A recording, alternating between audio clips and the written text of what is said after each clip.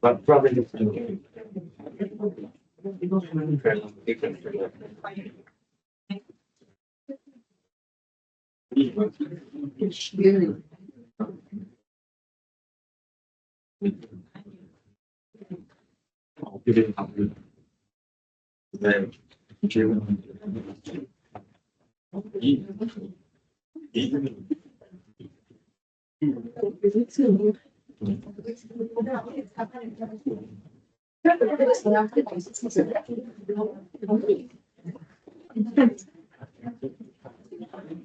腰围后背这里啊，都没有人接。哦哦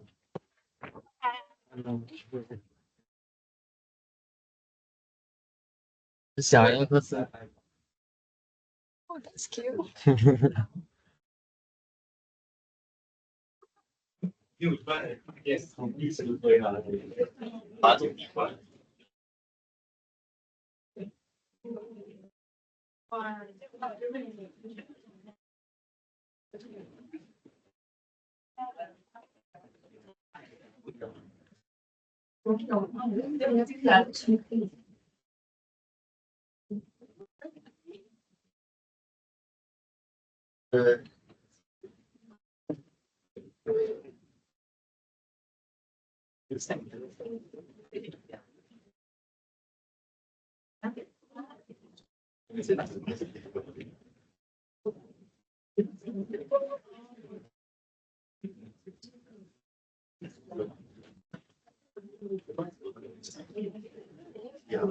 一个东西在台位台的时候，对，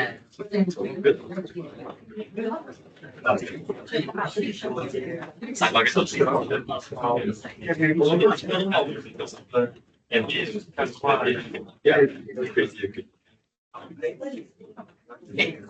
今天有海带都是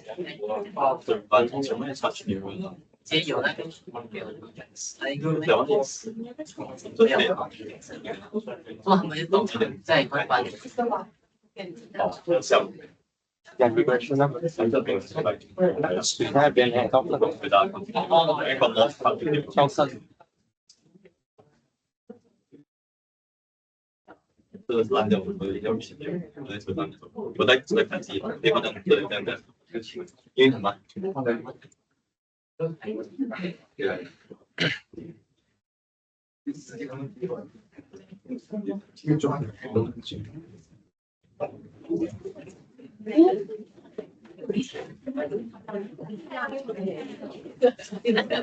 太久不见，好久不见。感觉你的血。可以啊，可以啊。OK，可以。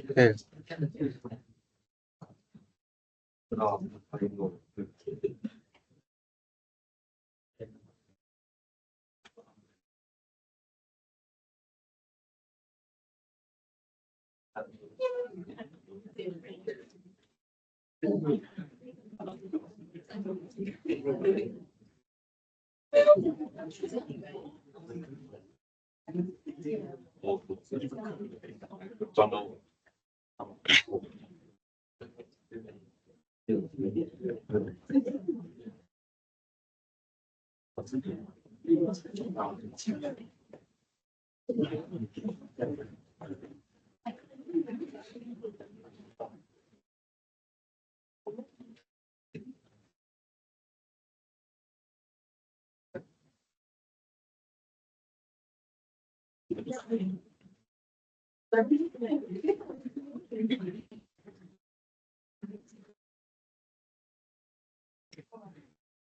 Hello，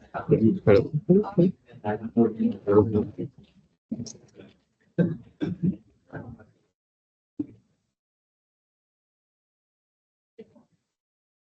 就是助手。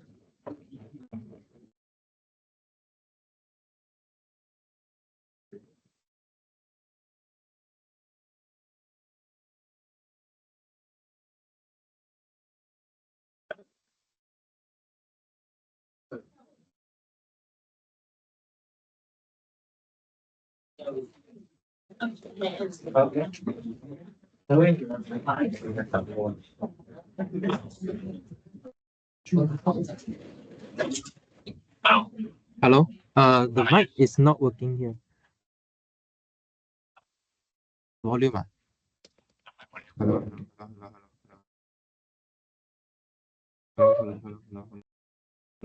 Not working.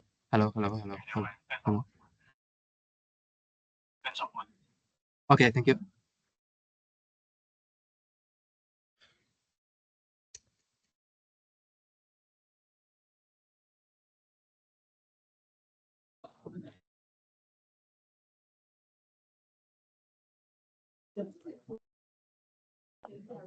Might not working again.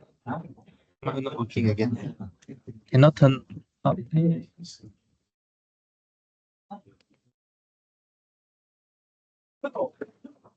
什么？哦，OK。哦。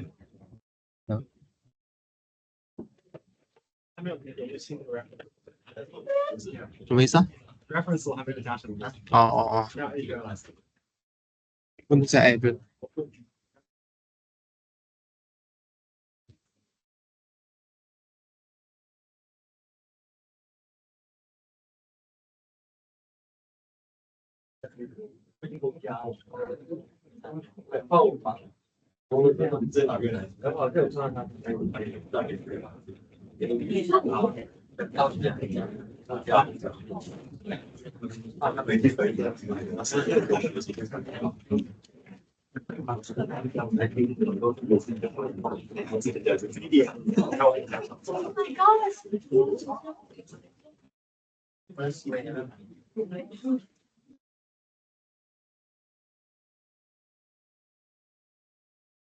没有查上。完了，全部 send 我整个 text 吧。send 我整个发。然后你用 X 你能放在应该我放图了。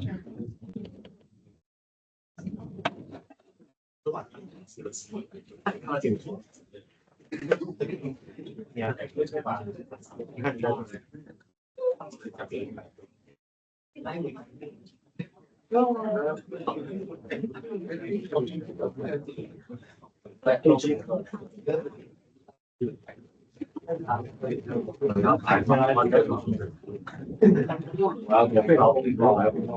麦有问题。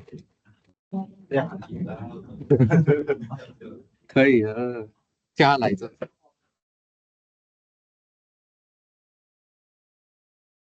这个有点复杂。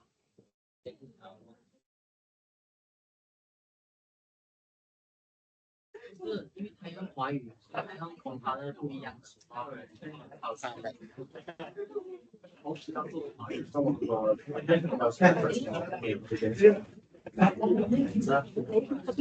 OK。现在我们的本身还有很大的一个同他的会议，华语有点。这实际上。Hello. A bit explosive. Hello. Hello.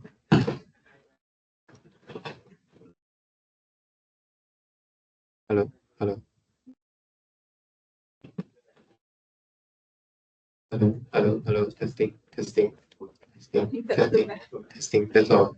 Hello. Hey, can be louder.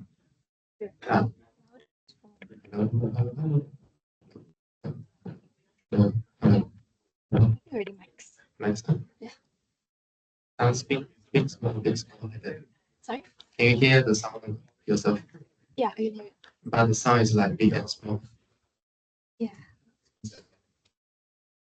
Hello. Going to the IT office. Are you from IT office? Yeah, but just a student helper.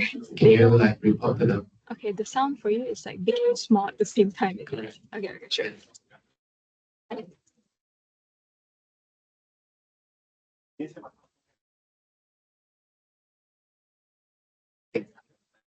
Okay, the mic sound is not very good. We're also temporarily using this room here because the original classroom aircon no problem. Okay. Okay, by the way, if you are not in the Moodle yet, you can contact me. And I think our class rep already set up the team page, right? So if you're not in the team page yet, please contact our class rep here, Jia Yi, right? Can you raise your hand?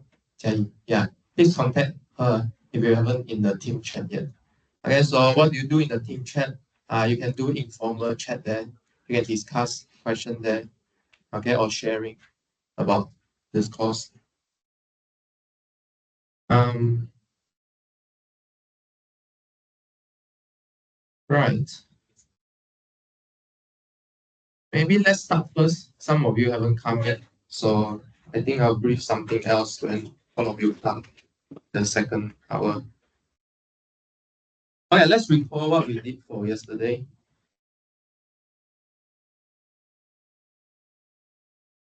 Okay, so yesterday we defined a set using membership. And so if you want to tell me what is a set, you just tell me what is in there. In particular, we define what is a union.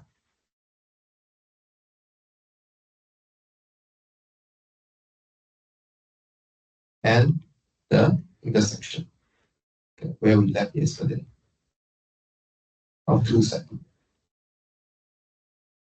Okay, so to define the union, you need to tell me what is in there. To define the intersection, you need to tell me what is in there also. Okay, what is in there? So how to think about union yesterday? So imagine you have two sets. You have two sets S and T. What do you want this union to be? What do we want this union to be? If we take the union of these two sets, what will happen? Huh? What will happen? Sorry? We simply just combine all the elements together. All the elements together. Okay? Hello. Okay, we combine the two set, the element from two set together. So meaning in this union, we pick the x from both set. Okay. So in this case here, we will say x is either in x or x is either in t. How about intersection here? Okay, how about intersection? Similarly, you start with two set. Okay. And you look at some element inside a set. And you try to find the same element from both sets. Maybe like this. Okay. So if you try to take intersection of this two set here, you will only get two blue dot here. Okay. So in some sense, intersection is trying to find similarity. Okay, you take all the x such that x is in S and S is in T. Okay. So union and the intersection don't restrict to just two sets. You can look at a collection of set. Okay. AI of set. Okay. For any I in capital I. Index set. Okay, so far okay or not? Okay. Okay, continue. So let's define some terminology first, and then we'll prove some proposition. So there's one last definition we missed yesterday. So two set S and T are disjoint. Disjoint if their intersection is empty. Okay, so you can look at this definition here. We basically use the definition of intersection and the definition of empty set here. Okay. So maybe let's give some example here.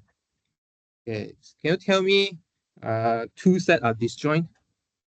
Joshua. Yeah. Can you give me an example, two set that are disjoint? Yeah, outside. 9 years old and 10 years old. Okay. So we have a 9 years old child and a 10 years old child. So why they are disjoint? Why their intersection is empty, in other words?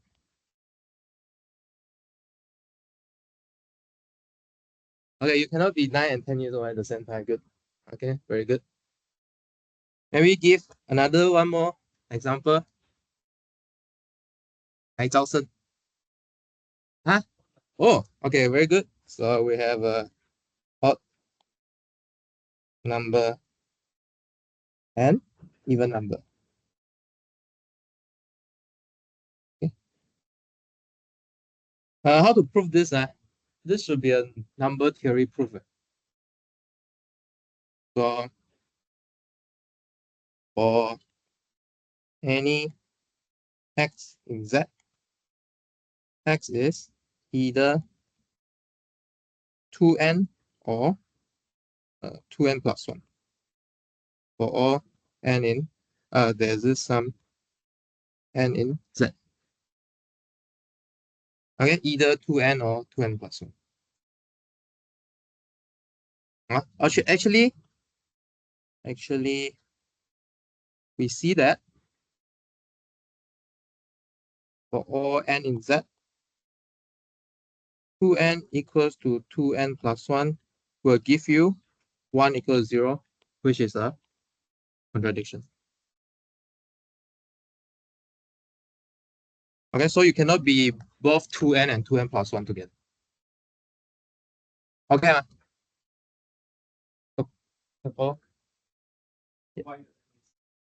Sorry? Oh, okay, good. Very good question. So actually this is just a specific case of, so maybe we can consider wait, let me think. So we see that. Yeah, so the problem is can we have a different m and n here or not? Okay, so I guess wait, let me think how I put this. Okay, so let's reconstruct this.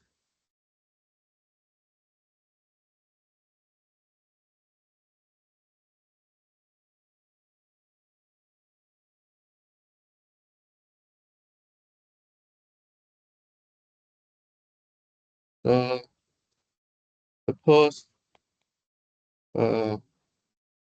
contradiction.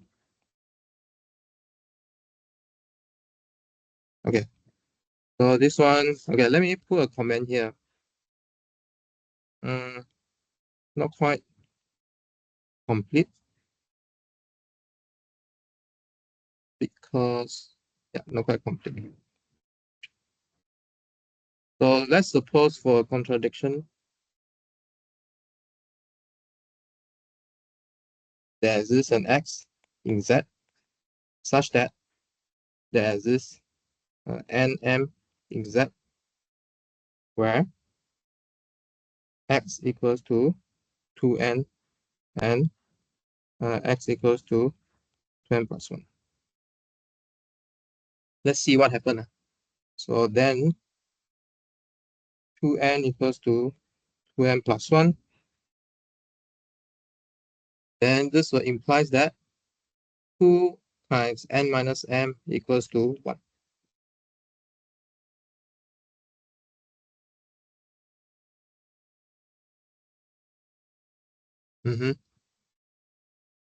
So yeah, mn come from integer.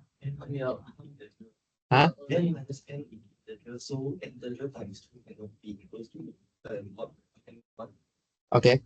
没有2的 inverse. What? Say again? Oh yeah, sure, yeah. So okay, yeah, I think that one is cleaner. So but n minus m is in, is that right? Okay, but 1/2 is not.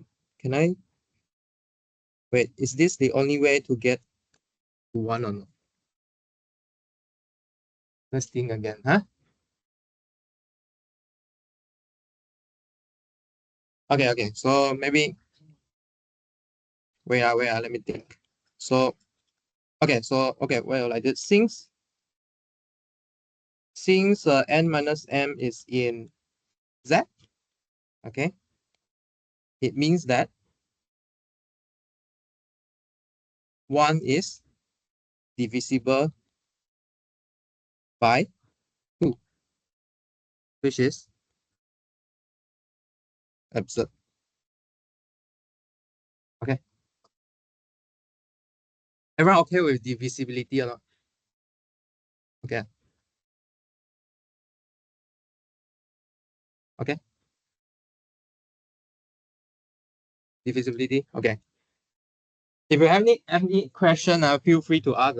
Because I think I'm not sure the background for some master, so maybe you are coming from a different foundation, so you can ask if you think that you miss out a bit. I try to fill in as many gap as you like, okay, so that you can follow. Okay. So far, okay. Okay. Okay. So we'll give 2 examples of disjoint set. Good. Okay, let's continue. So now we will look at some property of union and intersection. You can see that we kind of building an an algebra, okay, on intersection and union. So let's take 3 set and some collection of set indexed by I. Then the following will hold. So first, if we take A union B, it's actually B union A. Okay, so it commutes. Okay, A union B equals to B union A. If you look at on the other side, if you take A intercept B, you also expect that it is equals to B intercept A. Also commute. Okay. Second, is about associativity. So if you try to take union of 3 set, it is associative. Okay. So why we care about associativity here? Because whenever we define union or intersection, we have definition on union of 2 things first. Okay, so we can take the union of 3 by taking 2 by 2 union. Similarly for intersection.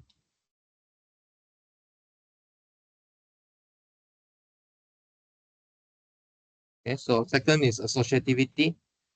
Third is a bit interesting. So we see that A is actually always a subset of A union B. So similar to B, so I didn't write it out. So it's symmetric because you can use 0.1. Second, A intercept B is always a subset of A.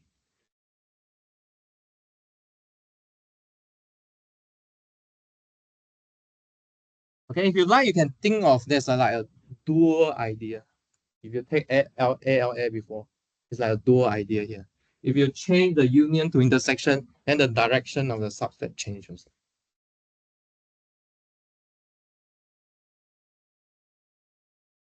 Okay. And 4,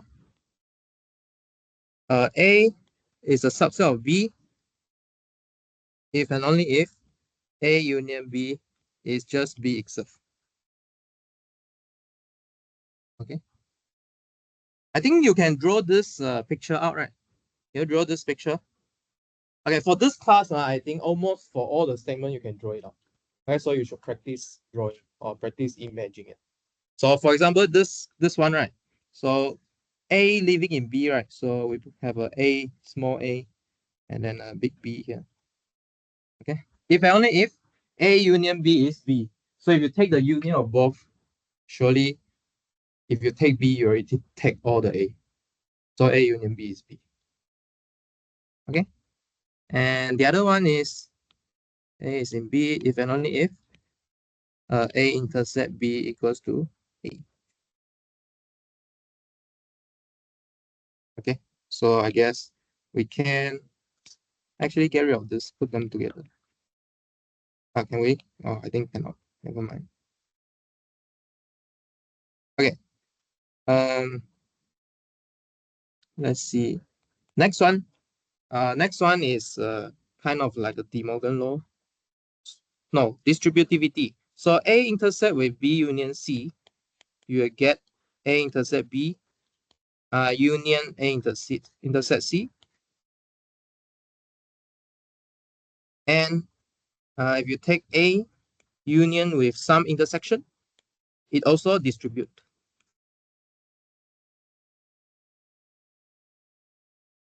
Okay.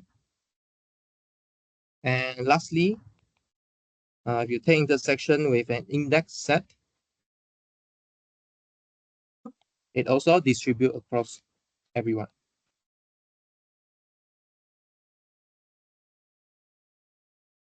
They also distribute across everyone here.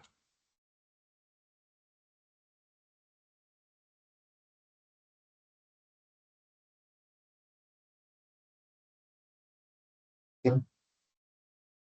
Maybe at first sight, you think that this is very dry. Okay, it is dry because later we will use a lot of these arithmetic in the later chapter. Okay, so it's very important to learn these. Okay, so what time is it? 3:22. Okay, let me do one of them. Okay, I will let you try and prove the rest. Okay, let me try one of them. So, what do you thinking of trying? First one. First one easy. Fourth one. Try the fourth one. Okay, let's try the fourth one. Okay, try. So A is in B, if and only if A union B equals to B. Okay, so this is the biconditional statement, right? So there are two directions. Okay, you need to assume. So this is, you can imagine it as a P if and only if Q. Okay, so you need to prove P implies Q and Q implies P. So let's do one direction first. So let's do left to right. Okay, so suppose A is in B. We want to show that A union B is equals to B. Okay, but A union B equals to B means what? This is just a set equality. Okay, equality of two set. So how do you show equality of two set? There's another two direction, right? Okay, so that is A union B is a subset of B, and B is a subset of A union B. Okay, so the first thing in pure maths is you need to write down all the definition first. Once you write down all the definition, almost the answer will pop out already. Okay, so we need to show this. So well, so for the first one, okay, let's not use this. Use for a normal symbol already. Okay, let's do first of them. Let's take X in A union B. Okay, then we want to show that X is in B. Okay. X is in A union B means what? Meaning X is in A or X is in B. Two cases. If X is in B, then you are good. Fair enough. Then we are done. If X is in B, then we are done. So now assume S is in A. Okay. But we know that A is a subset of B by assumption. So subset means what? Everything in A must be in B. Hence, X is in B also. Okay. So I mean, well, from the picture, it's very clear, right? If you draw A inside B, if you draw A inside B, obviously if you take the union between A and B is just B. So, okay, yeah, from the picture it's very clear, but from the argument you need to write down the membership argument here. Okay, does it make sense? Or question? Feel free to ask. Feel free to ask. Otherwise, you need to digest yourself. Yeah, feel free to ask. Okay. So how about the other direction? So I think the other direction should be the same. Should it be the same? I think it's easier the other one, the other direction. If you take x is in B, for sure x will satisfy the statement. Wait. Okay. So let's not write it. So take x is in B, then x is in the union, right? Do I need to write more? Do I need to write more? Let me ask you. Do I need to write more? Why not? Huh? Why not? Do I need to write more? Why not?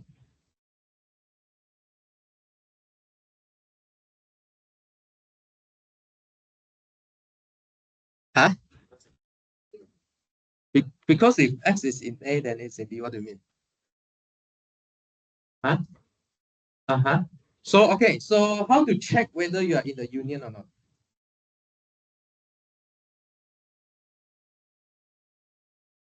Either x is in A or x is in B. But our assumption tells us that x is in B.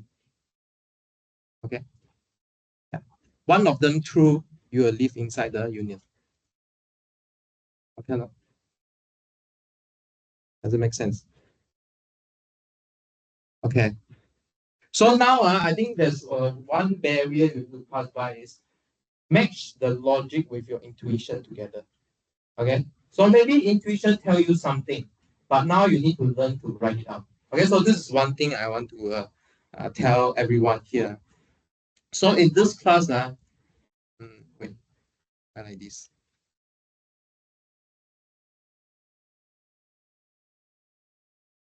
So, well, there's one thing I want to tell you in this class. Keep happening. This class is even clearer because this is a pure maths class. So, what is maths about? Actually, there are two things you need to learn. One is idea, one is language. Okay? 你有想法，但是你不知道怎么做。This is language. You need to learn the language, execute it. Okay? Also, once you have the language, you need to learn about ideas. Because why? Different people have different ideas. Okay? You might not be able to think about what people think of.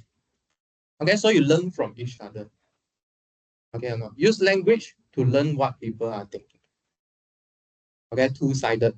This is the two-sided. So one is kind of abstract. The other one is practical. Okay, abstract part is idea. Okay, you think inside your mind only. The other part is language. You need to try and express your idea out. Okay, only these two then come with method. Okay, so method always come last actually. Yeah, method is third class already. Because when we keep thinking the same thing, we will formalize a formula like that. Okay, so why formula exists? Because there should be an idea first. Once you have the idea, you have the language to write down. Okay, and this actually this method should vary. So, okay, if you learn like mathematical models or something like that, you have a lot of model one, different model, have different explanation to the same phenomenon. Yeah, I don't know if you play stock or not. Anyone will play stocks? Huh? No? Know how to play stocks, right? Okay. If you play stocks, there's a lot of theory one. There's a lot of theory to predict. Huh? Yeah. There's a lot of theory to predict, but always none of the theory will work. Why? Huh? Okay, he says it's about destiny, but you need to know who control these stock market. You know, these are those investor, but investor with a lot of money.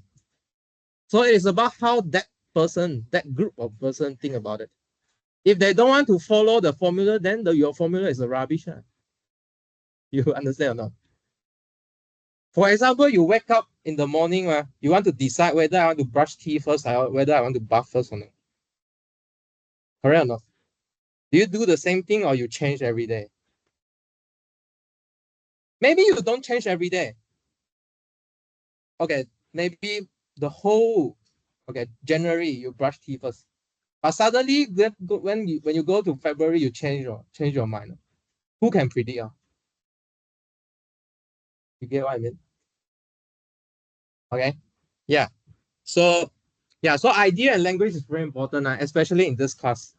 Okay, you need to learn about ideas, and then you need to learn about language, how to put your ideas right. Okay, and then all these go back to definition. We all have to start in the right place. Okay, if you start in the wrong place, you might be missing something. Okay, if you miss something, then you will miss argument, then you maybe get to a wrong answer. Okay or not? Is it clear? Okay.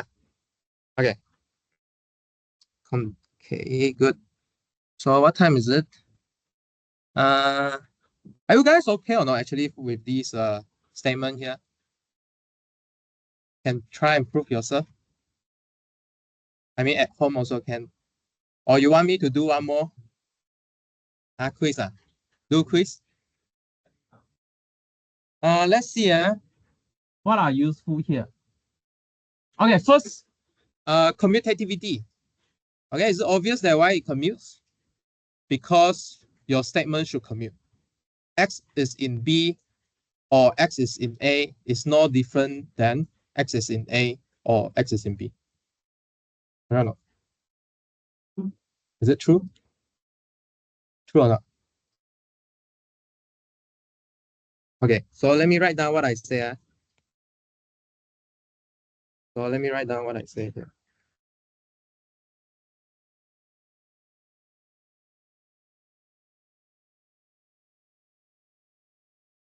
Okay, so this implies that,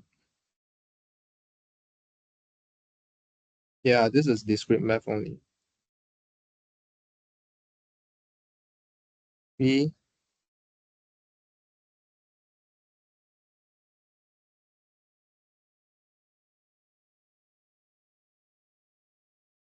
yeah, these two sentences should be the same.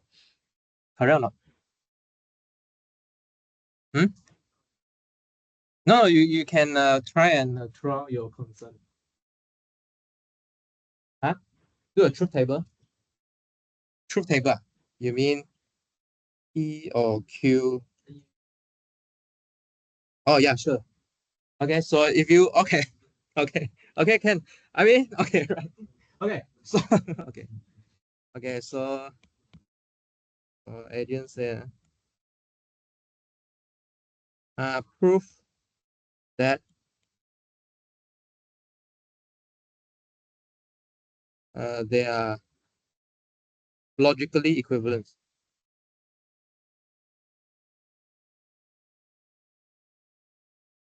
Equivalent, how to say? How to spell? Valent. Okay. Prove that they are logically equivalent. So meaning that you need to prove that this biconditional statement is always true. Yeah. Okay, so this one go back to first order logic. If you like to prove it. Otherwise, P or Q is logically equivalent to Q or P. Right. So that's why there's a difference between if then and and you can swap. If then cannot. If then there's a direction. If this happen, only then this happen. If then, and is they happen together. Okay. Yeah. So this is a difference between if then and and. Okay. Yeah. Okay. Any question on this one? No question? No. Feel free to ask. Feel free to ask. Because if you get lost now, for sure you'll get lost for 15 weeks. So make sure you don't get lost. Yeah.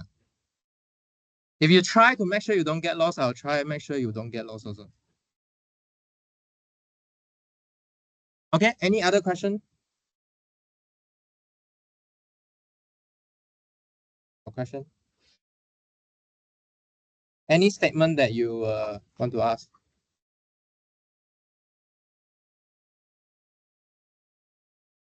Okay, if no, I hope that you can go back and prove all these statements yourself. Okay, try and prove it. If you cannot succeed, you come and see me. Okay, during the office hour. Yeah, speaking of the office hour, right? I try to block some other times.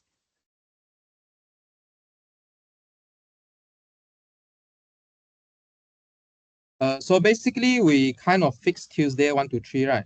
So other choices is maybe here, Monday 2 to 4. You guys do it or not? Monday 2 to 4. Monday 2 to 4. You mean? Oh, you got class 1 to 3. Okay. Because this time also quite risky. If there's a seminar happening, we need to end at 3:30. If not, do you guys want to do a night office hour? I don't know, because I think your class do assignment at night, right? I don't know. I can offer a special one. Because I know that there are 2 major group here do assignment at night.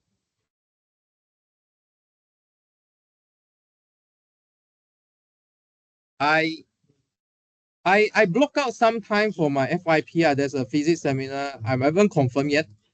If there's a physics seminar happening here at 6 to 8, maybe I can stay for 2 hours like that.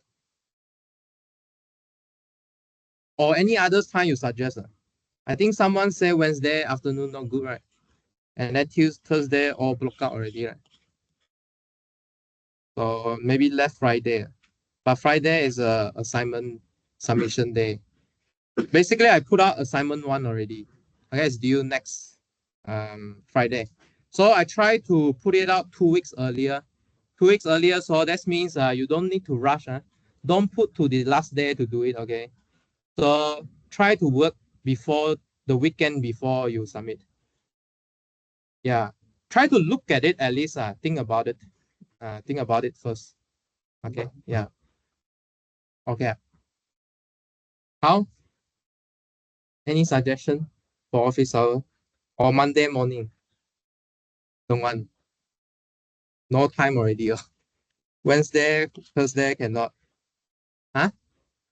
Night Which day? Huh? Wednesday night here. Here. Can or not? You want or not? Can. Yeah. Then we can do together. So maybe I think we can fix here physics seminar here. And then 6 to 8, after 8, then we continue with office hour.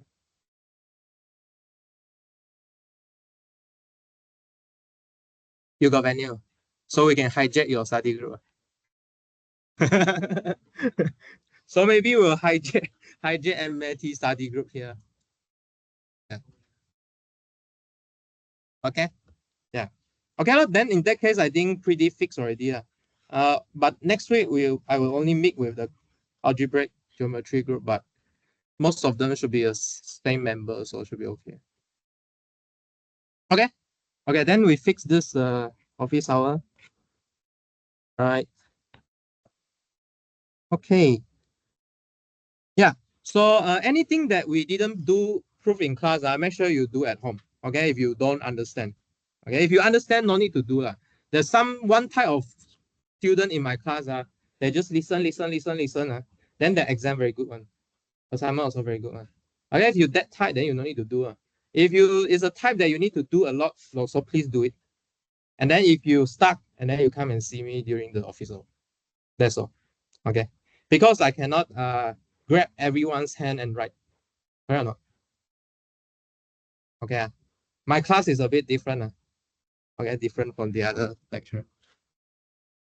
Okay. Okay, continue. So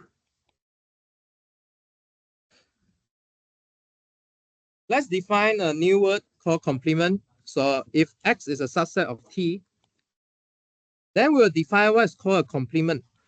So let's write down. Then the set T slash S. Okay, so we take a bigger set slash out a smaller set. So you can hear me using bigger and smaller here, although I didn't define cardinality yet. Okay, so T take away S or T slash S, T minus S, or sometimes we'll see S to the power C as complement. All of these notation are called the complement of X. So what should complement of S be? Again, I want to define a set, right? So it's about membership. So I need to tell you what is in there.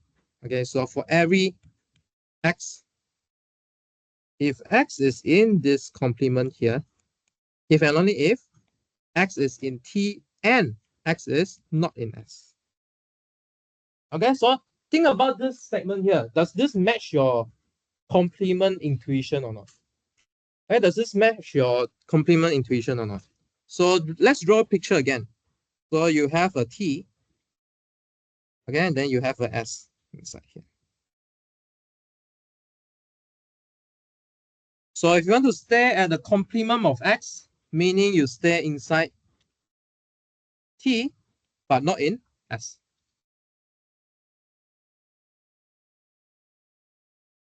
Okay.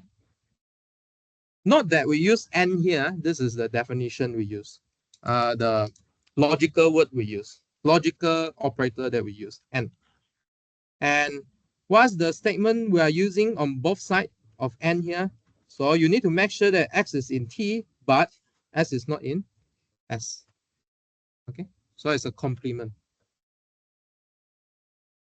Okay, so the outside here is T slash S. Okay, can follow? Yeah.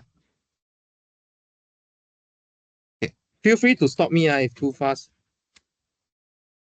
Proposition. So again, if you look at AB and AI, let's see how the complements play around with intersection and union. Actually, this proposition, sometimes we call it De Morgan's law. Okay, so De Morgan's law says what? If you look at the complement of the union, okay, what happens is you are actually looking at the intersection of complement. Okay, you somehow bring the complement in, but you swap the union, become intersection. Okay, so similarly, if you do complement on intersection, you will get the union of complement. Okay, so you can do it for more indexes. Any indexes you can do is the same. So you basically swap the sign and then you take complement of each of them.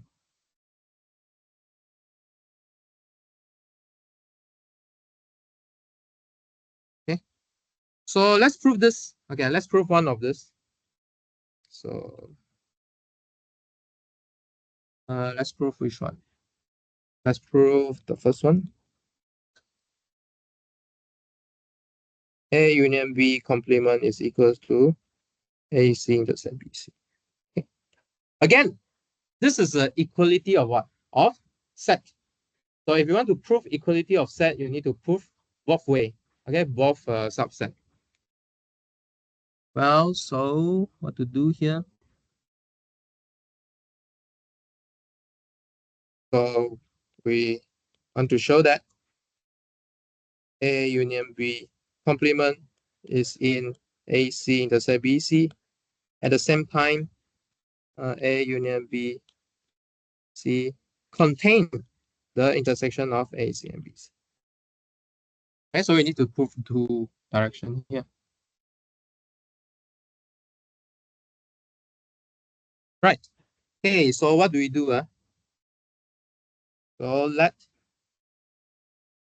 X be in A union B complement. But what does this mean?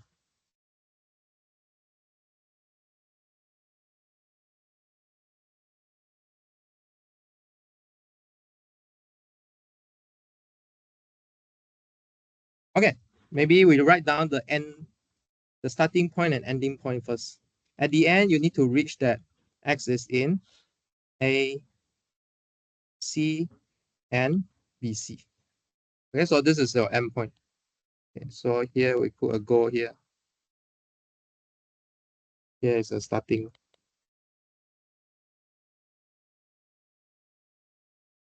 Okay. For max, right? I think for undergrad level max, it's relatively easy than a research level. Why? Because in undergrad level max, we will tell you prove this, prove that, prove this, prove that, prove this, prove that. Meaning what? I give you answer already. You just need to tell me the step. Okay, so in this case, the same. I give you the answer already. You just need to tell me the step. So how to do this kind of question? Either you can work forward, either you work backward, or you work both ways. Okay, so you can do both ways like that. Okay, sometimes in real life also like that. But just that in real life, what's the difference in real life is we are not too sure whether the goal is the one we want to achieve. I mean the anticipated target. Okay, but the strategy is like this. Okay, so either you work backward a bit, forward a bit, backward a bit, forward a bit. Okay, so which way we want to work? Huh? Forward. Okay, so how about the next line? How do you decode complement of A union B? Huh? Not in A, but in B. And not in B. Like this? And not in B. Okay, you sure?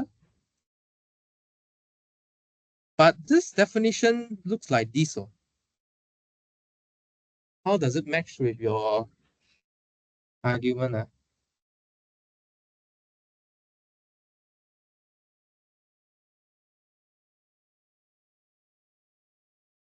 What's the difference here? Somehow I didn't tell you what is T. Oh. Seems like no T.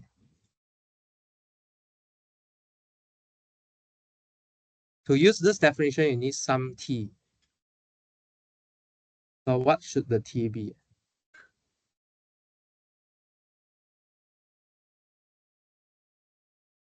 Okay, maybe there's a technique here. I can tell you. So we just let U be some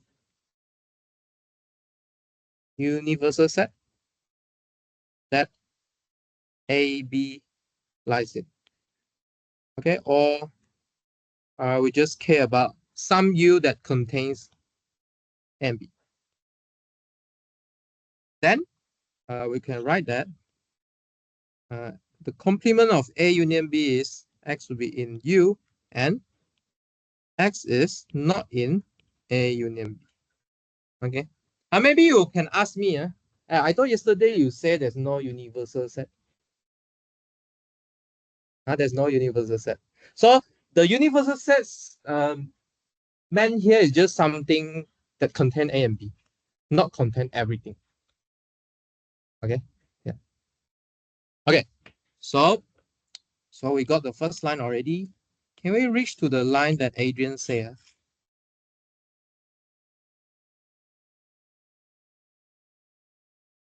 So let's write down what this means here. X is not in A union B means what?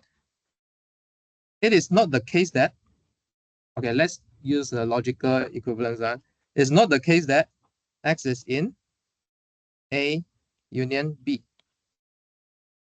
Okay, we just use negation, right? Next, what does it mean by not? I mean, what does it mean by X is in the union? We turn into the propositional logic definition. All right, X is in A or X is in B. Then we can use De Morgan law on propositional logic. Okay, so if only if X is in U and X is in A and X is in not in B. Okay, so I want to stress here. Here is a De Morgan law on proposition logic. Proposition.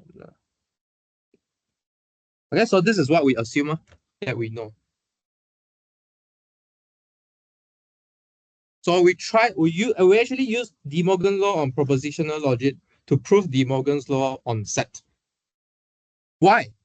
Because we define set using propositional statement. Okay. Okay. So next,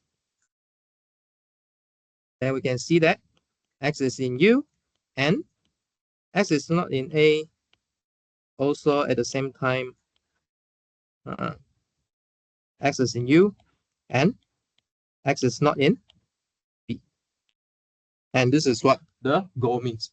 Okay, you are in the complement of A, and then you are also in the complement. Okay, so the accent of set theory is you need to turn set theory question back to propositional logic and then turn it back again. Okay, because we define set theory using proposition. Correct or not? We use quantifier, right? As is for all, or we use logical operators and all.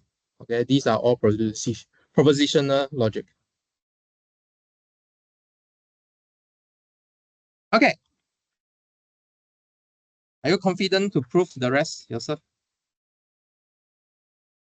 Can I? Just change the word from n to all to n. Okay, and then for the second line, you will have more set than two set here. Yeah, that's all. Actually, it's a similar argument. Try and write it down. Okay, try and write it down. All right. So anyone help you to do the homework or not? Eric, does anyone help you to do the homework? Like homework in the lecture, not like for those that I didn't prove. No one. Maybe someone can help him. You can try and do, and then we can check your answer if you like. Yes, yes. And then your solution will be included into the type set. Yeah. So you can try to practice, and then we will check your answer. And then also good for the others. You can check your answer also. Okay. Yeah. If you're interested, you can contact this tall guy. I don't know. I don't think they want to be killed. Yeah. I think volunteer is better. Okay. It's a very good chance.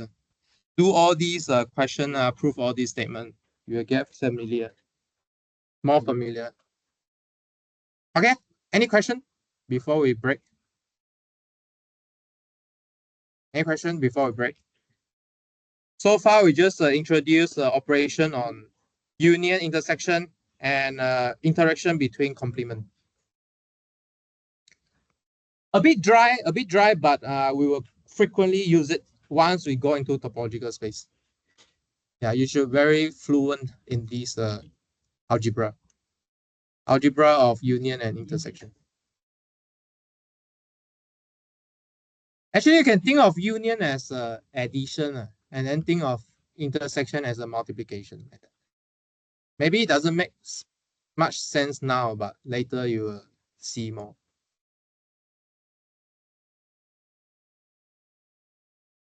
Let's break until 4:05. 你记得我们做那个 chapter 0啊？对，就是那些咯 propositional logic，first order logic。哦，对，因为全部是 about statement 嘛，a statement is true or false 嘛，and then true value of a statement。 What's different from why is that? Logic and propositional logic, how is it 为什 different? 么要分开？ Yeah. 因为 because 等一下啊，等一下，因为 because 那里的 definition 在哪里 ？Yeah，所以你看这边，you see set is just a bunch of elements, right? But 你看 when we define a set 啊，we actually use proposition here，就是这个意思哦。所以它的差别是什么？其实差别只是你把一大堆的 propositional statement 丢在一起 ，apply on 不同的 element 上面，这个差别。set 就是把一堆的 propositional statement 好了，拜拜。那个matrix statement，OK。没有，因啊，为 like 讲我们知道它 work for this one element，所以 work for every element except 因为我们是 arbitrarily pick，对，没有错，对，因为对没有错，因为现实中你要 check 全部嘛，但是我们是 arbitrary，所以 check 一个，所以 check 一个就变成就是一个 proposition 的情况。其实我们是把一大堆放一起那种有点热，啊，觉得有点热。好像有一点热。那个上里面有很多，那我们班的就是班人，然后考到哪里去？对吧？就考他。哎，可以。我家里哇，那个是有一个超级帝国，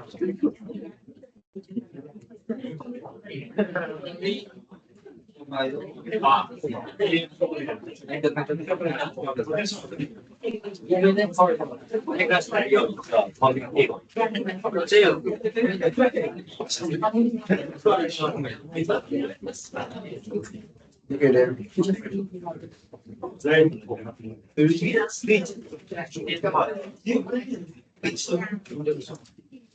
梦年讲什么？哦，你的问题。没问题，OK 啊？你可不可以考虑把物理的那个时间跟Office Hour 的时间换一下？为什么？因为我前面要听那个 nonsense。你每一次都要去听。对啊，这样就不太好意思了，什么不太好意思？就不太好意思了跟他听了啊？跟什么不太好意思？就我想要做 physics，因为等下我会没有力，所以要等一下你慢慢。就是没有精力，就没有精力。OK，呀，就这样。好吧。呀，你做一个决定啊。我是想问，刚才那个 segment 是因为是双向，所以我们就不用两个 segment 这样子做。对啊，你懂我的意思吗？用一个就可以不了。对，你现在要问什么东西？好像被解决了。它是 definition 来的 ，definition 的话一定是双向。只是我们有双向，是因为我们有 set 跟 equality。这句话是 definition 来的。啊，如果你要我把全部原因写下来的话，I mean，这我觉得很好笑。怎么？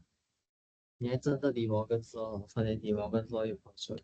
对啊，因为它肯定是 based on 一个东西。这个 ，Well I mean 这个行是 by definition，and then 下一个行也是 by 那个 definition of negation 了，and then OK， 第一个是 by definition of complement，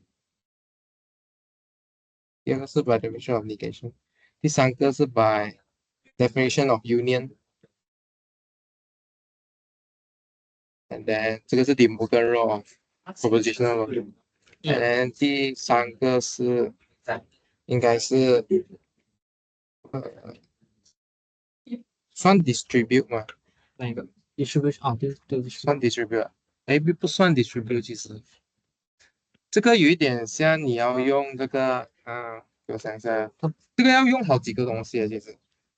P and P 等于 P 吧，and then 你要 commute P and Q 等于 Q and P，要用两个公式，但是这个全部是 propositional logic 哦，转了，啊，就是你要从一句话变两句话出来，合理吗 ？P and P 等于 P。我是挑定就选 set。对。but we found 那个 lecture notes 啊，我放 I mean 不能的话你就去找一本 discrete math 的书。我觉得找我们写的我不确定有这些东西，好像没有这些东西。没有吗？好像没有。有吧？还没有，我们只介绍基本的 definition。discrete math 的那个书都可以去看。Yeah。但是如果你从这种一般学起来，不是你可能有一个技能你要学，就是说为了这个对，什么要对，然后你在想这个有可能对，你这样子想 ，instead of 你就 like 从零想，我觉得会比较难的。就是说，假设我这样子写啊，为什么会对？你应该要把这些补进来，然后你再问你自己这些东西从哪里来，比较快，会比较快，因为不然的话，你如果读完的话就比较久。啊。试一下。你这个，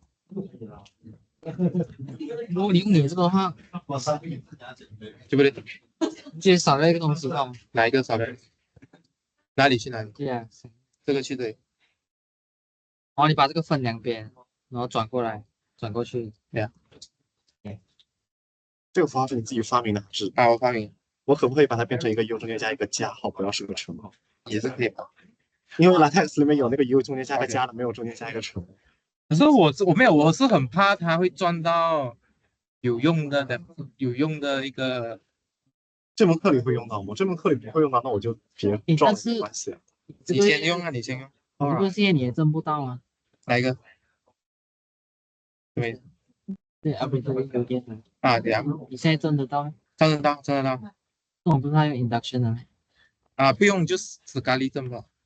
咖喱。I think 我觉得我修一次给你们看无限的这样子。因为我记得是对，也可以用 induction，但是这个 case 是可以用一次性啊，因为它只有 for all 个 data，重点是 for all 个 data。OK，I think 我修一个无限的。这意思就是我做 type size 的时候，要这个书可以来帮忙的话，我可以把这个安排到另外一个。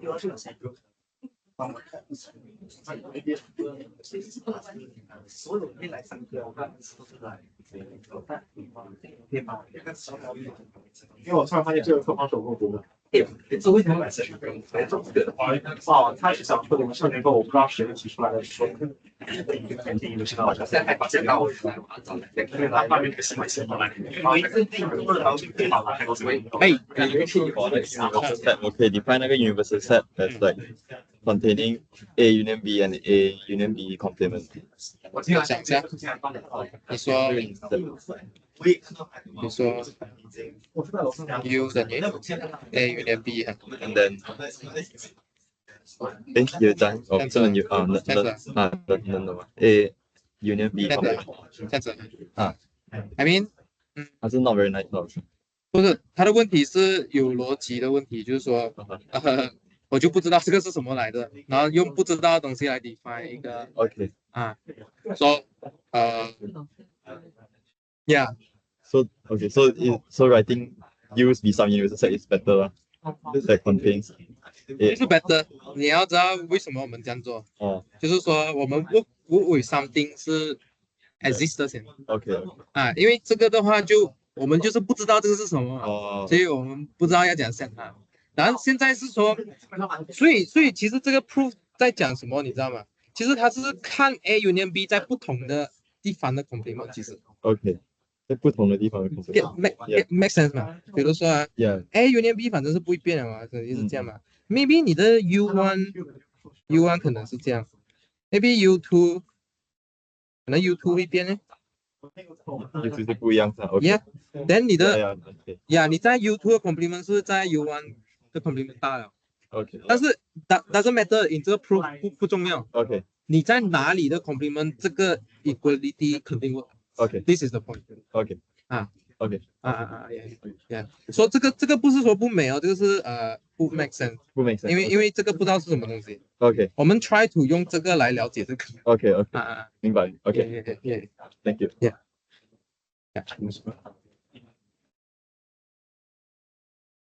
然后 hello 又不能。今天如果帮你做完2本，那个钱我还有。如果学校起我工资，我请你。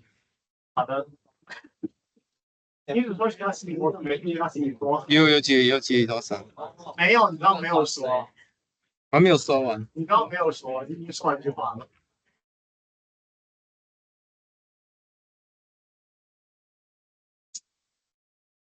Okay, let's continue.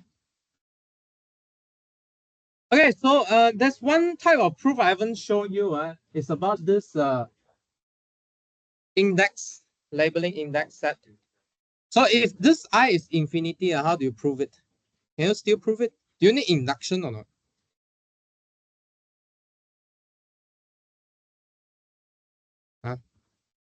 How do you prove it? Do you need induction?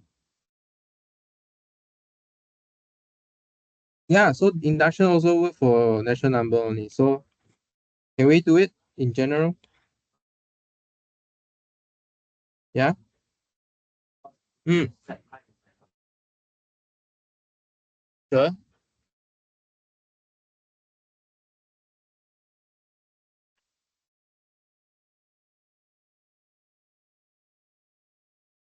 I mean, the point is you only induct for like natural number, right? How about real numbers? Limit. I don't think we want to go there. Maybe if we do category theory, we can. Maybe if we do category theory, we can, but not here.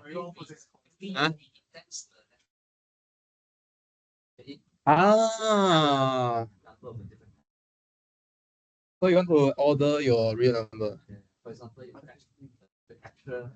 if fractions, then fractions in order, then I can associate them with numbers in natural. There's something like a real number is not. Okay, so you are trying to order real number like a natural number. Possible. You don't know if it's possible or not. Actually, if it's possible, if we have an excel of choice, we will touch it later. But we don't need to do so sophisticated things. Okay. Actually, we just use definition of union is enough and intersection. Okay, let's try one. Let's try one. So let's try one. So let's prove the first one. Once you write down the definition, you will realize that you don't need all these things. Okay, once you write down the definition, you will realize you don't need these sophisticated theory. Okay, so the main point in this class I want to remind you again and again is definition. You must know your definition well. Okay, you must know your hello. Oh, 对，这个麦不能用。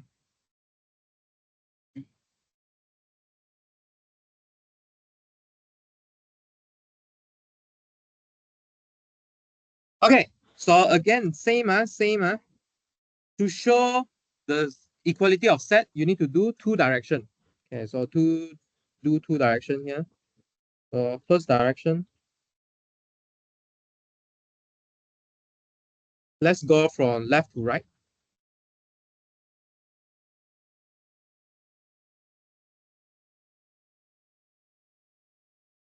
Okay. So what do you do?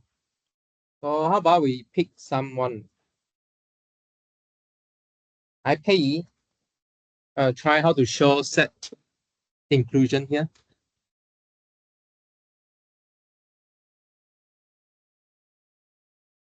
How to show A is a subset of B.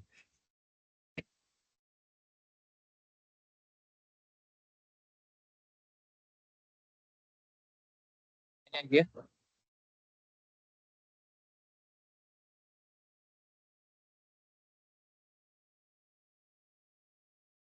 let's take any element from the left set. Okay, so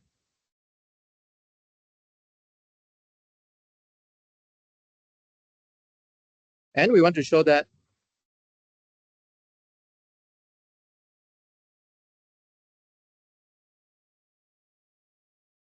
X is in the right set.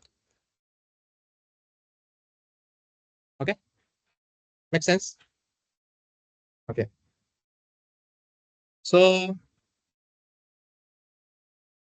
by assumption, X is in A and X is in the union of BI. Okay, yeah. Okay, and then this implies what? S is in A and X is in BI for some I. Correct or not?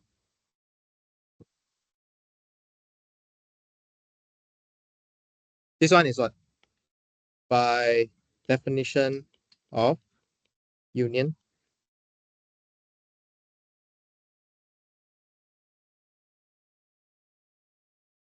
Okay, follow? Still remember what's the difference between union and intersection?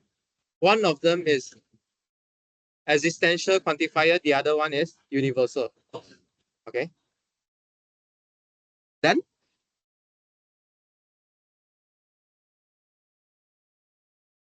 what's next?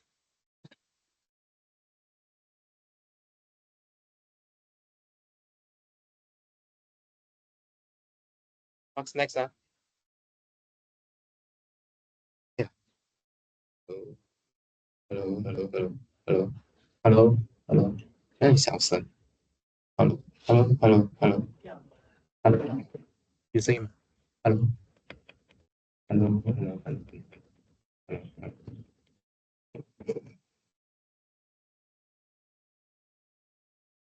可以吧？没什么声音。你试下。喂，好像没有。没有。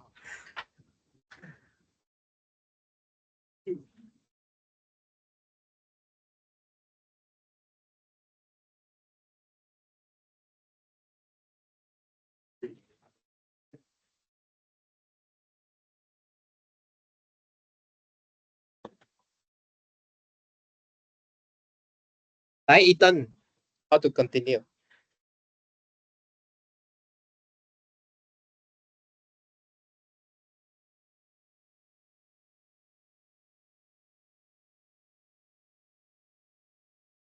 Huh?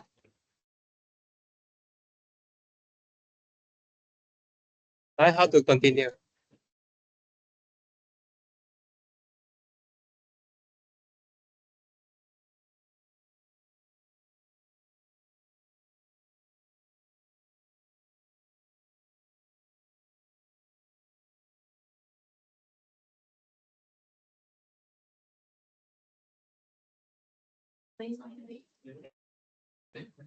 I think about it, how to continue. Yes.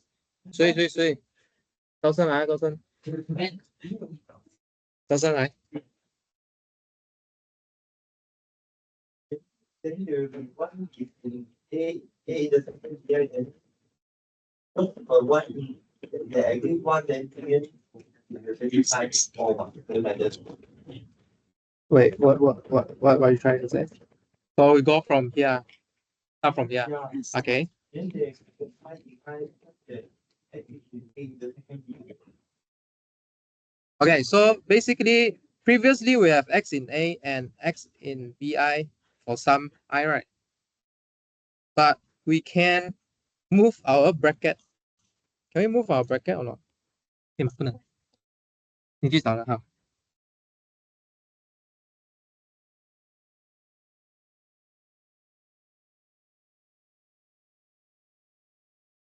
Does it matter if we understand this existential quantifier outside?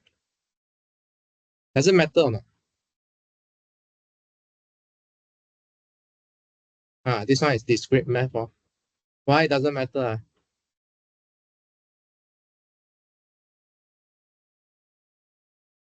X is in A doesn't depend on I. It doesn't depend on I. 跟 I 没有关系。I 存在不存在，它还是在 A 里面。Whether this I exists or not, X is still in A. Okay. But this line is very important. Why this line is very important? This is exactly the definition of union of A intercept BI. Okay. So one thing I want to remind you is this union is defined using existential quantifier here. Okay, so we don't need to use what are induction now or what. Okay, just deal with whether it exists or not, whether it's true for all. Okay. Okay, maybe I put here since it doesn't depend on I. Okay.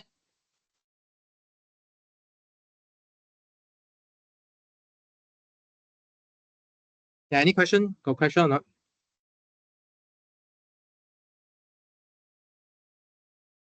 Question?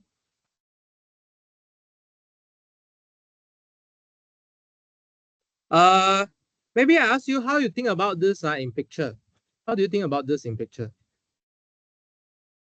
How do you think about this in picture? So let's write it down first. So let's draw this. Okay, let's draw this. So how do you think about this in picture?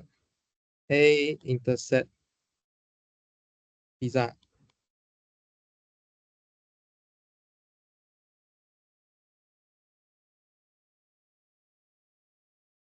Okay.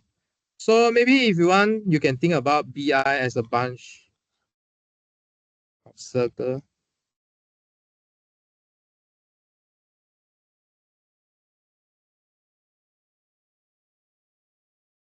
Like that. Huh? B1, B2.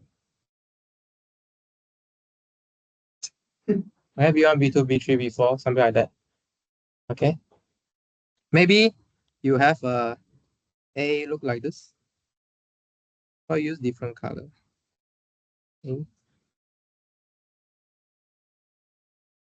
Okay.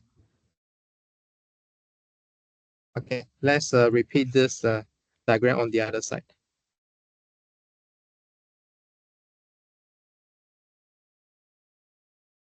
Okay, A and B.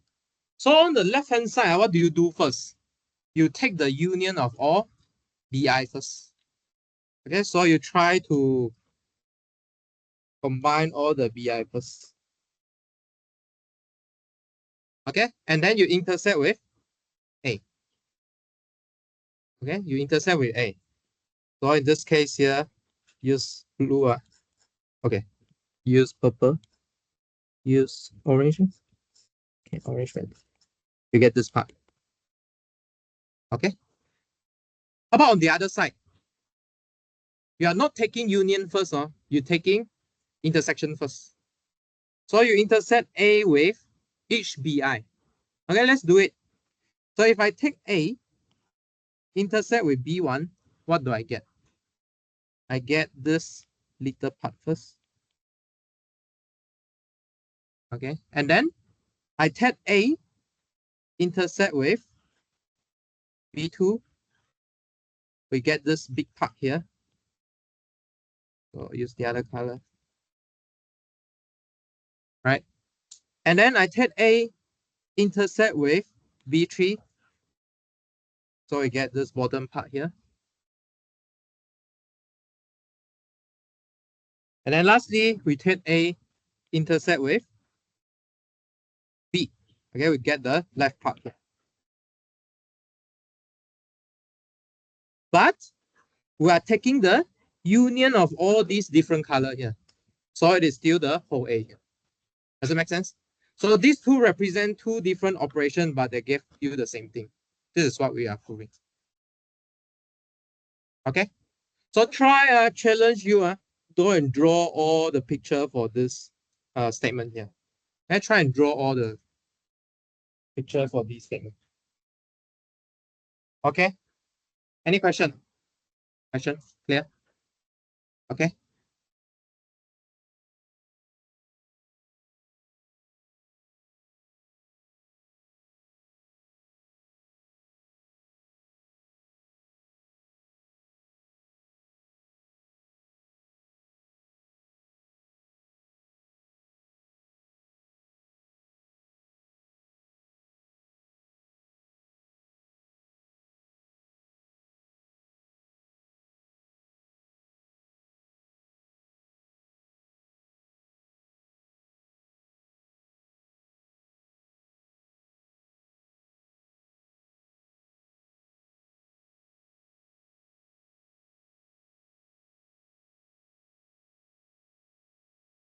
Okay, never mind, continue first. Okay, so then we will define something called an ordered pair. XT. So I think ordered pair is familiar to you in the calculus course, right? XY, okay? But today we're gonna define it using set definition. So an ordered pair is defined to be a set containing another set that contain X, two set here. The other set contain X and like this. So we're gonna use set to define an ordered pair. So the proposition is two ordered pair is the same if and only if x1 equals to x2 and t1 equals to t2. Okay, so this is what we want to have on our ordered pairs here. Okay, so why we take that definition? Actually, it's because of this proposition. Okay, so let's prove this proposition here. So let's prove it. So there are two directions. Okay, there are two directions. I think one direction is easier than the other one. Which one is easier? What do you think? Right to left or left to right? Huh? Right to left or left to right?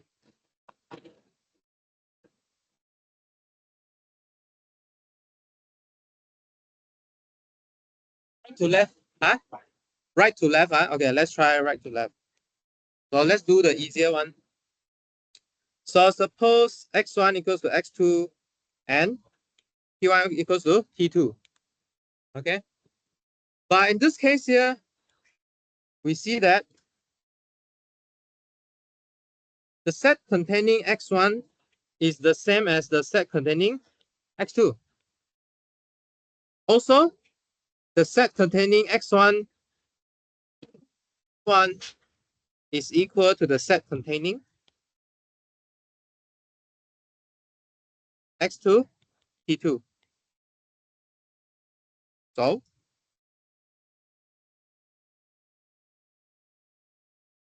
the ordered pair x1, t1 is equal to the set containing x1 containing the set containing x1, t1, which is equal to the set containing x2 and the set containing x2, t1, which is equal to the order pair x2, t2 here.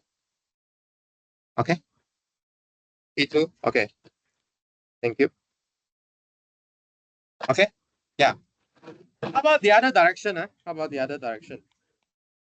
So the other direction, suppose x1, t1 equals to x2, t2.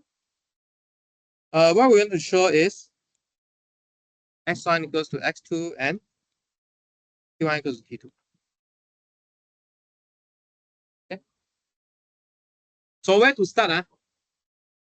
Where to start? Hello. Thank you. Where to start? And you know where to start? Where to we start?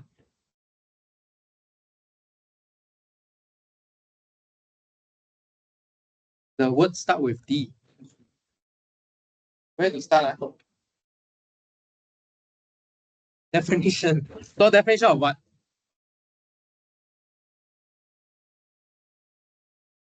Ordered pairs. Okay, we start with the definition of ordered pairs here.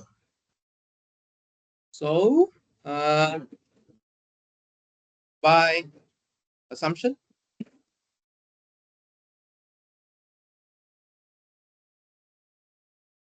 we know that the set containing x1, x1, t1. Thank you. Is equals to the set containing x2 and the set containing x2. Okay. But how on earth we gonna show x1 equals to x2 and t1 equals to t2? Can we directly compare?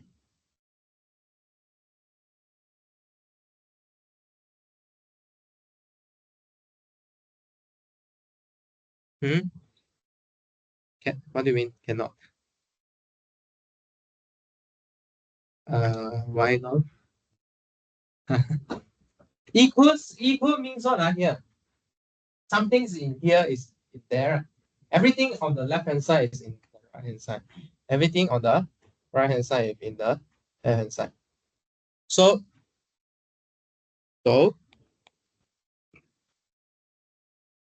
the set x1 is either equals to the set containing x2 or the set x1 is equal to the set containing x2 t2. Two possibilities. Correct.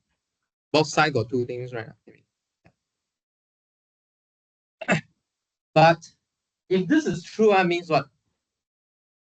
If the first case is true, means what? This two set is the same. Everything inside the left hand side is in the right hand side. So S1 is in the set containing S2. But inside there only have X2. So X1 is equals to X2. Okay, so if the former case happen, then S1 is in the set containing S2.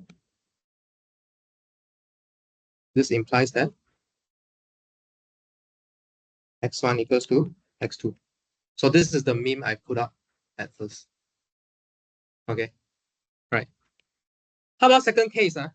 Can second case happen or not? Can second case happen? What happen if second case happens? If the later case happen, what happened? Then x1 is equals to x2 or x1 equals to t2. If x1 equals to x2, then we are done also. But what happens if x1 equals to t2? Anything happen?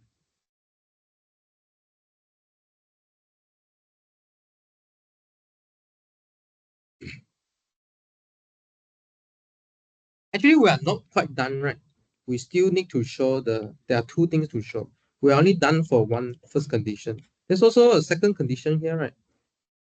So there are first condition here and the second condition. So we are not quite done for the former case yet. Let's continue first. So if x1 equals to x2, what happens?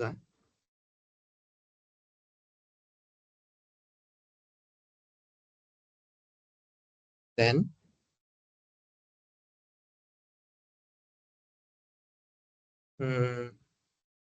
let's see how we proceed. If x1 equals x2, we are done for first condition. How about second condition here? T1 equals to t2. Can we get t1 equals to t2? How? You mean this one? Which one? This one? Assumption line? Which line? This line? Okay, so if x1 equals to x2, then what?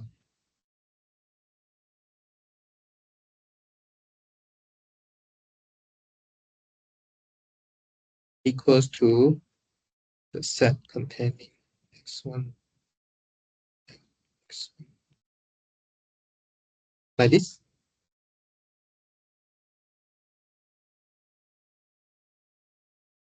Okay, let me put more words here. Then the assumption becomes this. Okay.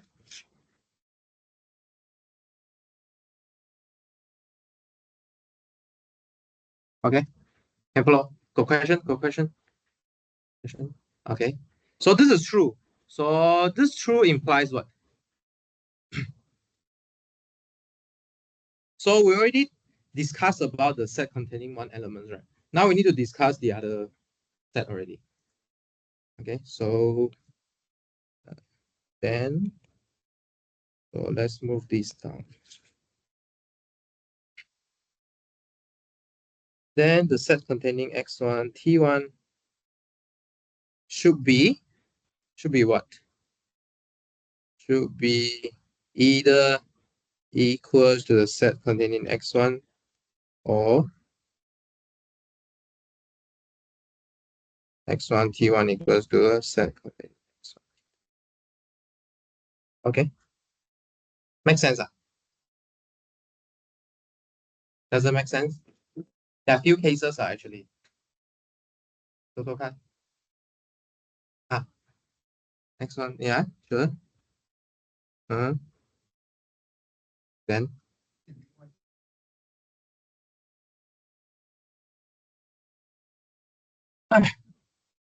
because you should, I think we don't throw away a possibility that this set is degenerate, I think. Meaning, what if, let me think. What if x1 equals to x2? I mean, what if x1 equals to t1?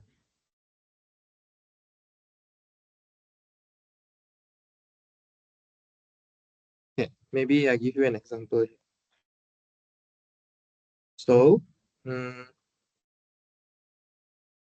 if x1, so let's put an example here. x1, t1, if x1 equals to t1, then what is the order pair between x1, x1?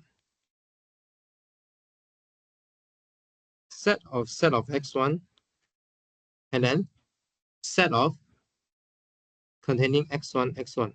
But what is this set here?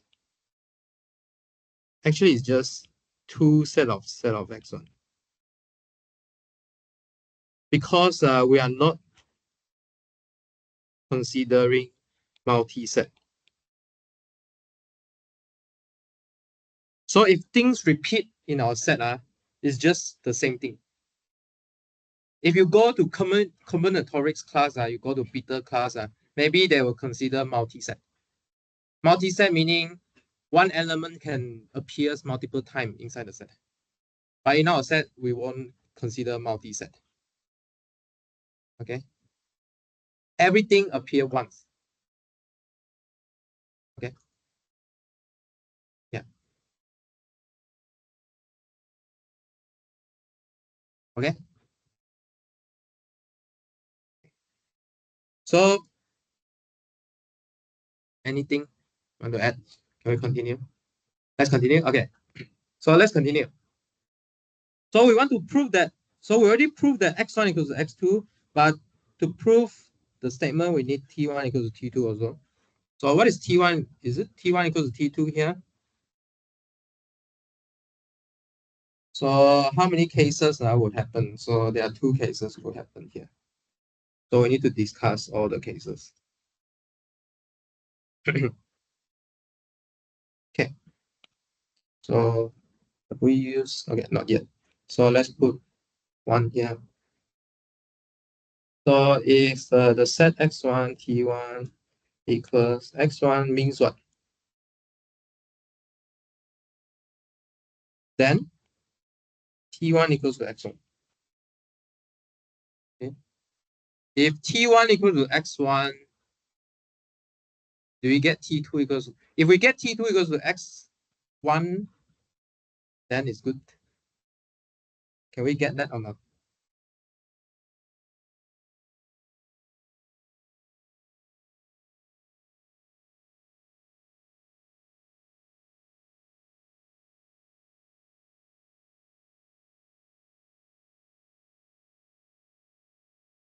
Or we get some contradiction? Do we get contradiction? T1 equals x1, do we get contradiction or not?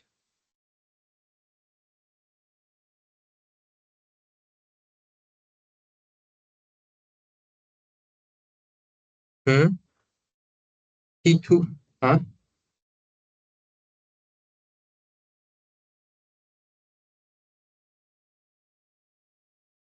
So how should we continue here? What do you think? What does assumption say?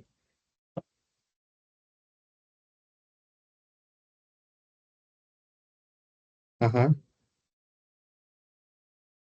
you mean here become x1, x1, x1, and then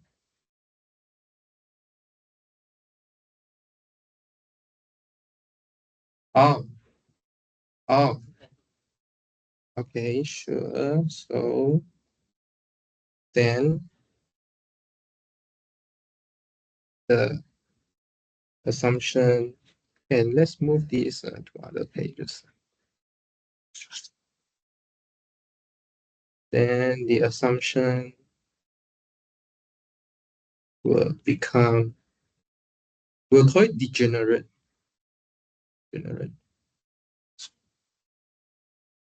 Such that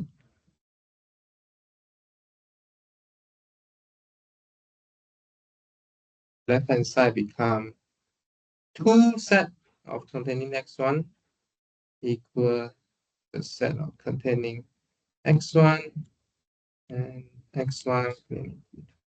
But it will further degenerate, right? Because set of containing x1 is the same. So this become one thing. Okay. But on the other side, you have set containing x1 and then set containing x1 and t2. Okay. So these two is the same. Means what? The element inside have to be the same. So, well, this is very obvious. Set containing x1 is the same, right? But how about this one? How are they the same? Okay, how are they the same? So this is true if and only the set containing x1 t2 is the same as the set containing x1. But how is these two the same? Same logic. This implies that t2 must be x1. Okay, so we slowly open out the bracket. Two set is the same when the element is the same. Okay, so two set is the same when the element is the same. This element is still a set. This two set is the same that when the element is the same. We already know that x1 is x1. Good. But now we still need to make our t2 to be x1. Okay. So let me move this. So we get what? So we get t1 equals to s1, x1 equals to t2. So we get t1 equals to t2. Okay. Okay. So this is just one part. You still need to work out the other direction. Okay, it's the same. Okay, it's the same. You work out this direction is the same, and then you work out the other cases also the same. Okay, similar argument. Okay or not? Oh, this one is B. This one put it as A. Okay, so here try work out the second condition, and then the next one is try work out B. Okay, so they are similar. Okay, so always go back to assumption. Okay, assumption definition very important. Okay, this is the thing that you never want to miss. Okay, any question or not? Any question? Okay, so let's continue.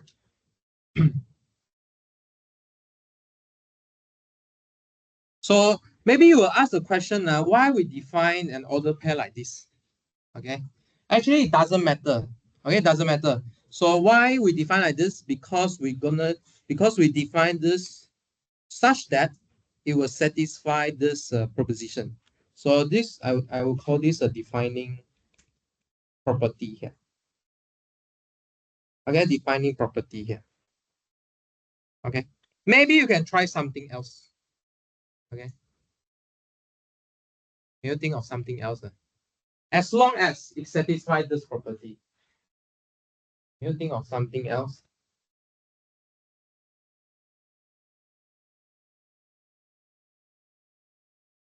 Or maybe think about why we want to split it like this.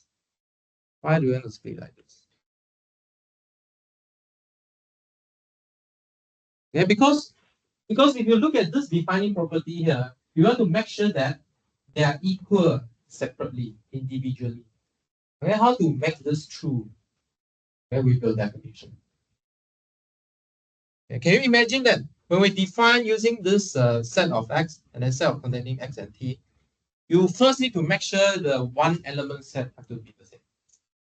And then you decide the element with the set with two elements is also the same. Then you will make sure that x1 equals to x2 and then t1 equals to t2. Or maybe I give you a failure case. How about try a failure? So life is about failure, right? So let's try a failure, right? So I'll try a fail definition.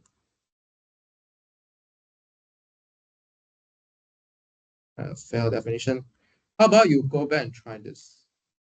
Maybe I can work out also in my notes. So I'll try with this definition. Does this definition work or not? Okay, I don't want to put ST together. I put T. See if this fail or not. Fail means what? You have two different things. I mean, fail meaning negate this proposition. Okay, two different things, but they are equal as an ordered pair. Okay, yeah, try this fail definition. Then it will give you an idea how to generate some other definition. Okay? Okay, try this fail definition. I will do it also in my notes. I'll give you counter example why it failed. Okay. Next.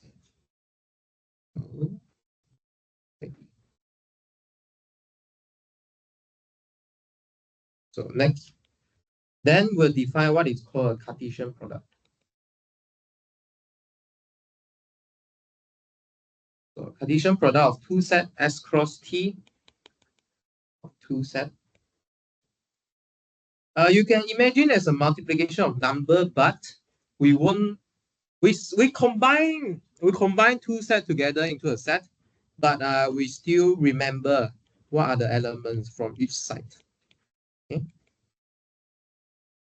So actually, this is a set of ordered pairs coming from S and coming from T,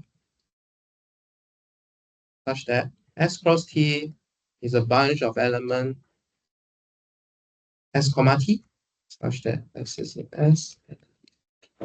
I think this is very common to you. Do you remember R2? Okay.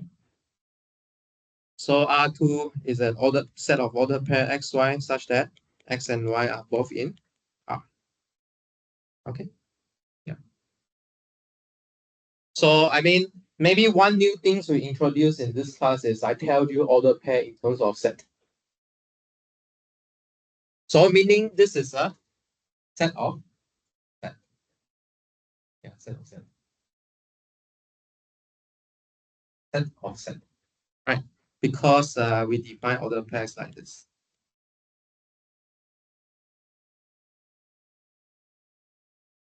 Right. Okay. So one new thing you learn in this class is you can define everything in set theory actually. So one exercise you could do is try and define n tuples. Okay, n tuples. So such that what's the defining property here? If you want to know when is two n tuples the same, it has to be true only when each component is the same.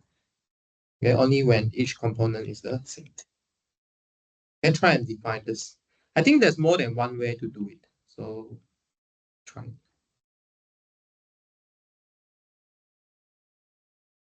Maybe some of you will take direct generalization from what we did for ordered pairs, but it won't work. You can try it. If you know what I said, you can try it. If you don't know what I said, just try and work a new formula out. Okay. Okay, so some terminology here. terminology you need to know.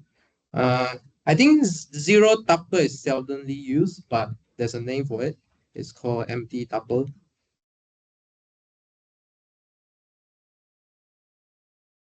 If it is one tuple, sometimes we call it a singleton. Okay, set with one element or single. And then two tuple is what we had just now, which is the ordered pair. Sometimes we call a duple or sometimes called double. But the most used word is ordered pairs and tuple. How about three tuple? What do you think? Triple. Okay, triple. Triangle. Tricycle, triangle. Right. Four tuple. Quadruple, yes. And then you use the penta triple, hexa triple, hepta triple, octa triple, and then oct is 8, right? Octopus, right? Hey, but October is the month of 10. No? Why? Because October is the 8th month at first, but in Roman time they add July and August between this, so October becomes the 10th month. Okay. Yeah, there's a history about that. You should look on it. There's a history on that. I thought there's something to do with the Augustine. King of August. Because I think because the king Julius Caesar born in July, so he named this month July, and after him Augustus was born in August, so he named the next month August. Okay, makes sense. Okay, cool. Yeah, there's a history about that. Okay. Yeah. So then we also can define next exercise is you can define a Cartesian product of n set. Okay, using n tuples.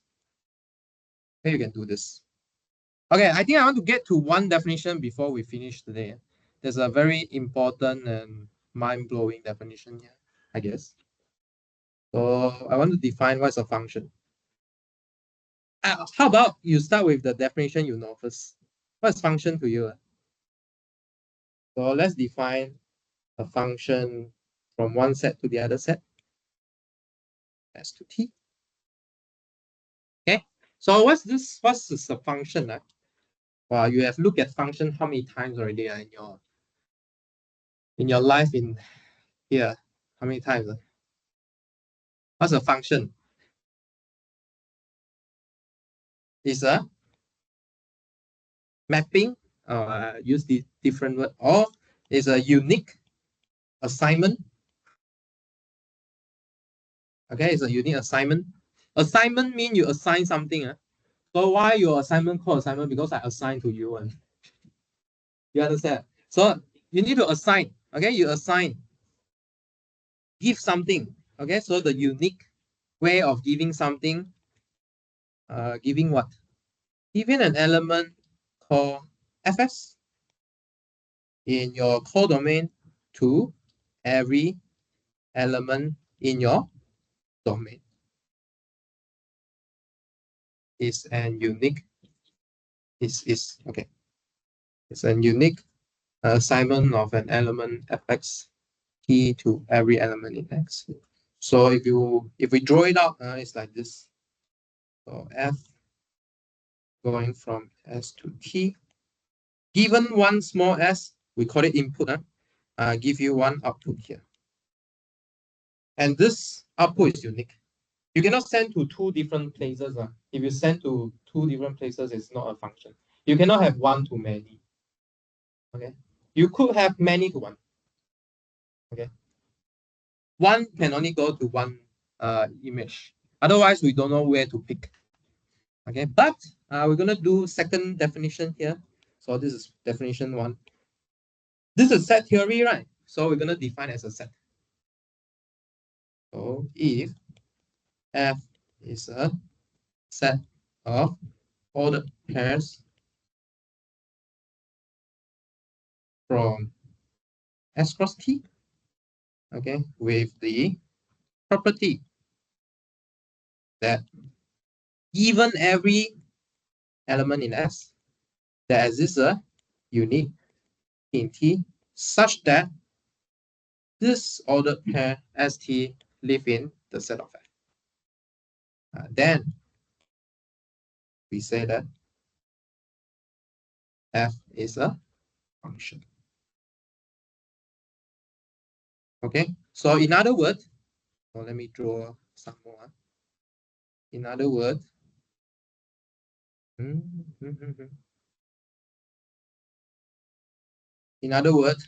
we see F as a set of ordered pair such that there exists a unit T.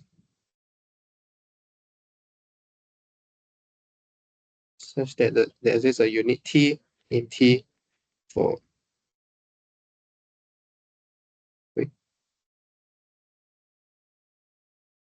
Y gem.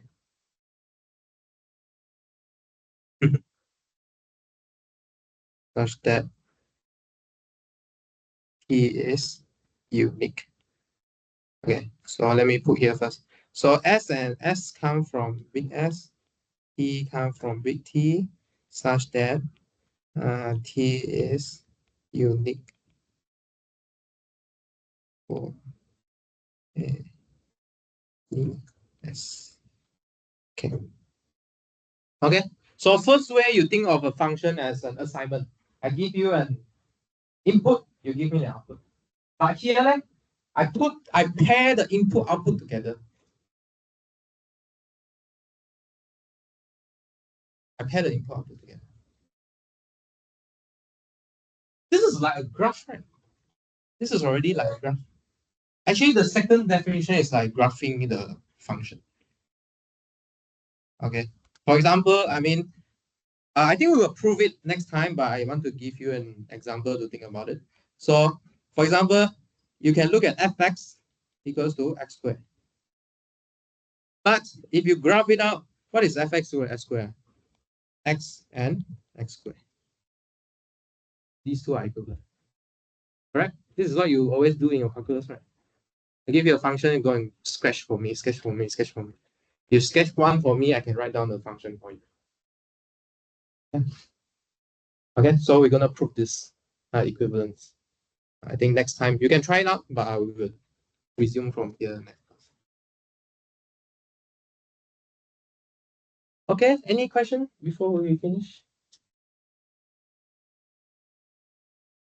Okay, if not, I try to book a room for office hour so you can come and ask questions, come and do assignment together. Okay, so we can meet announcement again. Okay, see you next week.